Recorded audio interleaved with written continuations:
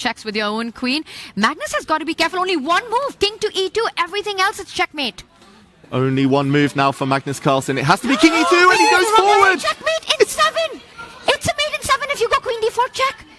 That's the most natural move on the board. It stops the white king going forward. It controls the dark squares. Pragg closing in for the kill here. Magnus blunder. Only 20 seconds left and you saw it. He made the move and kind of hesitated. But Pragg's got 25 seconds to figure this out.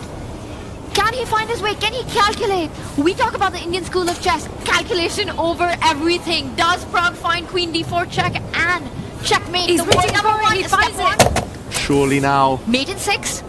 The bishop is coming first. It's a queen check. Also the most accurate. Mate in 5 now. Oh my goodness. And you've got to give another check up from d2. Mate in 4 now. And Magnus is done. It's checkmate. There's no way forward. Handshake. World number 1 crashes to defeat. Pragg kicks him down. And Magnus Carlsen cannot believe it.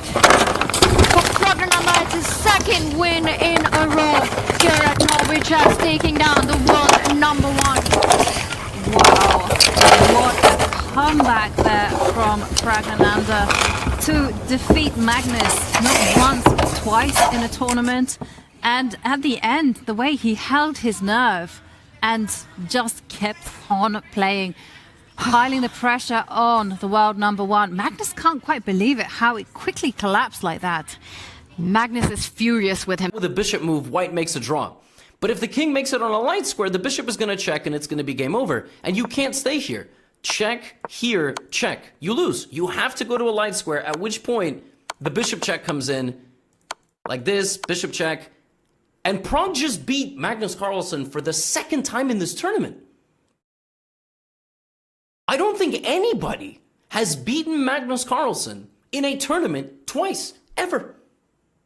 Which is what I said in the intro. Like, the records are being broken for the undefeated streaks and like the unbeaten streaks. People have beaten Magnus in a tournament once. I don't think anybody's ever beaten him twice, ever. You're gonna have to maybe look at youth events. Unbelievable. He still has 2 wins in the tournament, but he has 4 losses. That is wild. 20 elo down, probably like 28-15. Maybe his lowest rating in years. Wild stuff. Wild, wild stuff. You wonder what's going to come next. You really do.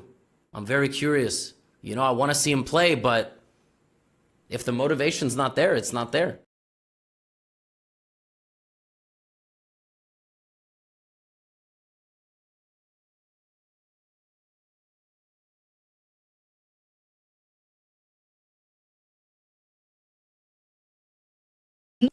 But when you move to d3, now this light square bishop becomes active and can start checking your king. And now you need to be very, very precise. So we get check. Magnus goes king to e3. We get queen to c3. And here, Magnus Carlsen makes a very, very big mistake. He blunders a checkmate in 2 in this position.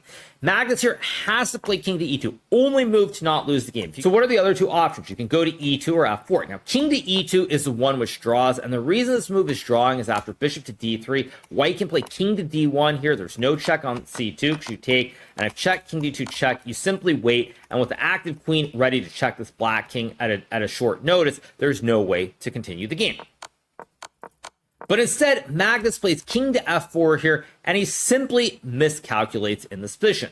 After king to f4, we get queen to d4 check, king to f3, and now after queen to d3 check, we reach the exact same line that we saw before with the king going to f2. Magnus is going to get checkmated. He plays king to f2, and after queen to 2, Magnus Carlsen resigns and loses his 4th game in this Norway chess tournament. This is a huge shocker to everybody who is watching here. If you go king f3, there's bishop e4, and the king gets mated. You go to f1, it's the exact same line we just showed with all these checks here, and you get mated. There's nothing you can do. So after we get queen to d2, Magnus resigns this game, and this now I would say has ruined any realistic chance of Magnus winning the tournament. Had he made the draw and gone to Armageddon and won, there still would be some hope, but with this loss, now Magnus I would say is more or less officially eliminated from the running to win the tournament. On top of that, he has now lost more games in a tournament than I think he has in probably 15 years at least, which speaks to the great excellence of Magnus, but it also shows how chess is changing.